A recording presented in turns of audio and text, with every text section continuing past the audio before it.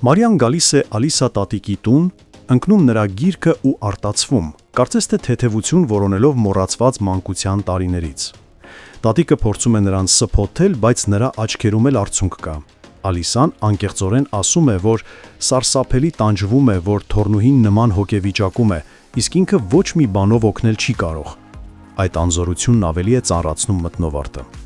Դավիթն ու Մարիան էլ վերջապես ունենում են այն խոսակցությունը, որին այսքան սպասում էինք։ Այժմ Դավիթը գիտի այն, ինչից այնքան վախենում էինք։ Երեխան, որին Մարիան կրում էր իր կրծքի տակ, դեռ պարզ չէ ումից է։ Այդ փաստը կործանարար պիտի լիներ յուրաքանչյուր հարաբերության համար, բայց Դավիթի սերը շատ ավելի ուժեղ է։ Նա շարունակում է սիրել Մարիային, շարունակում է պայքարել նրա համար նույնիսկ այդ հուսահատ ու ցավոտ իրավիճակում։ Սակայն սիրո կողքին բորբոքվում է նաև ատելությունը։ Դավիթը կորցնում է ինքնատիրապետումը եւ զանգում է Ռուբենին։ Նրա ձայնը դողում է, բայց խոսքերը հստակ ու վճռական։ Դավիթն ասում է, որ ինքը սեփական ձեռքով է սպանելու Ռաֆին եւ ոչ ոք ու ոչինչ չի կարող կանգնեցնել իրեն։ Նրա համոզմամբ այս երկրի երեսին կամ ինքը պետք է ապրի, կամ էլ Ռաֆը։ Ռուբենը լուր լսում է, բառ անգամ չի ասում։ Նրա լռության մեջ կա ընդունում, կա գիտակցություն, որ այլևս ոչինչ փոխել չի կարող։ Քիչ անց Ռուբենը հեռախոսով խոսում է Օֆայի հետ։ Օֆան զրտամեղմ ձայնով խնդրում է նրան, որ ինչ էլ լինի, ինչքան էլ սխալներ արած լինի Մարիան, պետք է օգնել նրան, ներել բոլոր ստերը, չէ որ այդ ստերը ծնվել էին ոչ թե քմահաճությունից, այլ հարկադրանքից։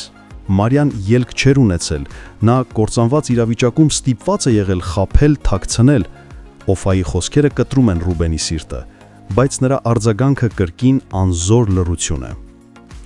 Եվ ինչպես միշտ Ռուբենը մնում է նույնը, հեռախոսով խոսող, խոստումներ տվող, բայց գործով ոչինչ չանող մարդ։ Անհամբեր սպասում էինք, թե երբ է նա ի վերջո իմանալու ամբողջ ճշմարտությունը եւ վճռականորեն հաշվեհար տեսնելու Ռաֆի հետ։ Նրա պահվածքից էլ այդ տպավորությունն էր ստեղծվում։ Թվում է, թե հենց ճշմարտությունը իմանա, նա առանց վարենալու կսպանի Ռաֆին, բայց իրականությունը այլ եղավ։ Ռուբենը մի քանի անգամ միայն բռունցք բարձրացրեց նրա վրա, հետո անգամ ատրճանակ հանեց ու դրեց Ռաֆի գլխին, բայց ամեն ինչ ավարտվեց դատարկ սպառնալիքներով։ Ռաֆը կրկին կենդանի է, կրկին ազատ, կրկին ամենակարող։ Նույնիսկ այս ամենից հետո շարունակում է շանտաժ անել։ Նորից զանգում է Մարիային, կրկնում նույն սպառնալիքը, որ բոլոր ապացույցները կուղարկի ոստիկանությանը։ Մարիան այս անգամ համարձակվում է պատասխանել, որ թող ուղարկի, թող անի ինչ ուզում է, բայց Ռաֆը նենգ ժպիտով ավելացնում է, որ ոչ միայն լուսանկարներն իր ձեռքին, այլև տեսագրությունը։ Եվ ահա հենց այդ պահին Մարիայի ներսում կրկին սկսում խեղճտել այն նույն թույնը, որը միշտ էլ թուլացրել է նրան։ Նա նորից միամտանում է, նորից սխալվում է, սկսում է մտածել, որ միգուցե իսկապես պետք է փախչի Ռաֆի հետ։ Միգուցե այդպես վերջապես կավարտվի այս անverջ մղձավանջը։ Մարիան կանգնած է անդունդի, կործանման եզրին։ Ցավալի է, բայց Մարիան կարծես ամեն անգամ ընտրում է սխալը։ Հարգելի հետևորդներ, արդյոք հիասթափված չեք Ռուբենի անզորությունից։ Գրեք մեկնաբանություն։ Մարդկա ավարտել է իր նկարանունները Մարիա հեռուստասերիալում ստորի անում դրա վերաբերյալ։ Բրավո, բրավո։ Ինչ ասեմ, ռեսպեկտ։ Մենք էլ սենց էլի տանջվում ենք։ Մենք չենք ավարտել մեր նկարանունները Մարիա հեռուստասերիալում, բայց երևի մենք էլ կավարտենք շուտով։ Մենակ դու չես, էլի, Սոր ջան։ Այսօր անտանելի ծանր տեսարան ենք ունեցել մենք, անտանելի ծանրը այն խոսքը չի։ Երկու բառ քեզնից։ Դե ասում ես նորին համամիտ եմ, ծանր, շատ ծանր, դե տեսնեք էլի։ Ամենածանր տեսարաններ իմ համար այս ամբողջ սերիալում։ Ես լքում եմ Մարիա հեռուստասերիալը։ Ու պատճառն այն է, որ ես շրջում եմ մատանիով, իսկ իմ խաղընկերը ոչ։ Ուրա մատանիդ։ Մեղավոր ինքն է։ Գնում եմ դիմում գրեմ։ Սուր ինձ հարց են տվել, ընկեր ունես։ Նեք ունենաս էլի հո անտեր չես։ Երկու ընկեր ունենաս։ Այսինքն եթե չունեմ, ուրեմն անտեր է։ Դե բա մարդի թե ընկերներով է հարուստ, թե ընկերներ չունես։ էլի։ Ինչ ասենք։ Որ կամարիկը ընկեր ունի։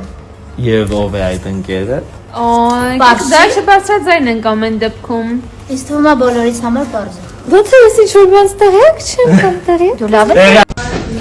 Կարայինք չեմ ընք հիմա օրինակ տանը լինեինք։ Ես կլինեի անկողնիկ։ Ես սուրճ կխմեի տանը, սուրճ։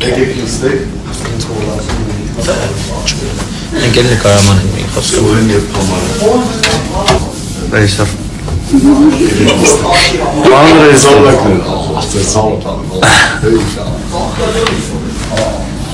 Դեկնա, նստել ես։ Ես ձեզ ուզում եմ ցույց տալ, թե ոնց է հնարավոր դառնալ դերասան եւ ուղղակի պարկած փող աշխատել։ Խնդրեմ։ Սովինան, ինչի՞ չես աշխատում։ Ալլա, աշխատի։ Որովհետև չգիտեմ։ Այսօր եմ նկարահանման։ Այսօր Նեժնի նկարահանում է, էլի։ Он Մոսկովա's նման։ Չէ՞ սուր։ Անեժնին ըստ սպասվել եւ դու իրան գովազ կանես։ Ես Վարդանի կյանքից եմ ուզում։ Կրավաթս քանդելա մեջը պարկելա։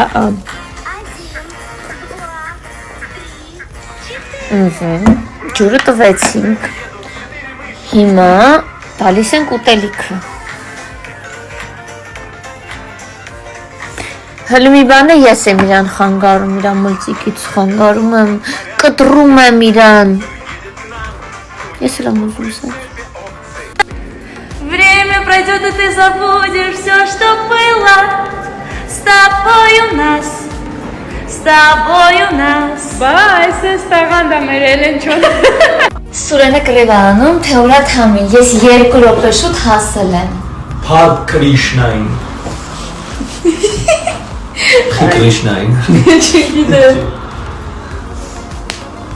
Ես պատրաստ եմ։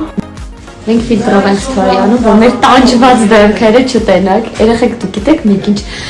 բարդ տեսարան ենք խաղացել այսօր, երկուսով, այն որ ուշջոն ենք, հա, սպարվել ենք, բայց ասա որ ժամը 6:10 է, ես դեռ ուրա, ատիվում եմ, դեռ նկարահանման եմ ես բայլությամբ պետք է սցենար կրկնեմ առավոտին 9:30-ից այստեղ եմ, 3:00-ից եւ վաղ այստեղ եմ, Я в плену, помогите. Այսպես վաղեմի ընկերներով Գևորգի մուսոնական տարիների ընկերն է, իսկ Ռոմելը իմ լավ ընկերն է, եկեք պրիմերայի։ Այո, Սպասեք առաջիկա լարված սերիաներին։ Երևի կհայտնվի։ Երևին որ նա հայտնվելու է, չէ՞ Գրիգ։ Այո։ Ես այսօր այնքան բան եմ հասցրել անեմ, ուղղակի չեք կարա պատկերացնեք, իսկ պատկերացնելու համար մենակ մի բան կասեմ։